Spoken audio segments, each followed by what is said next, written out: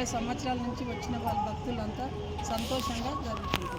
ఇప్పుడు పోయినసారి 6 నుంచి 7 లక్షల పబ్లిక్ వచ్చింది ఇక్కడికి. ఇప్పుడు ఈసారి ఇంకా పెరుగుతారు అనుకుంటున్నాను. అందుకే అమ్మ వచ్చిన వాళ్ళకు వారి కాలకు ముందు నాటకుండా అన్ని విధాలు అనుకున్నట్టు జరుగుతుంది. మల్లికార్జున్, భిక్షపతి, లింగం, వీరేశలింగం, మణి, గిరి, రామచందర్, యేసు, సాయి, విజయ, అట్లా 11 మంది భక్తులు కూడా పూజలకు చాలా కష్టపడే వాళ్ళు కూడా వెనకాలం కూడా అన్ని విధాల ఇది కావాలంటే చేసుకుంటా వెనకాలం చేస్తున్నారు.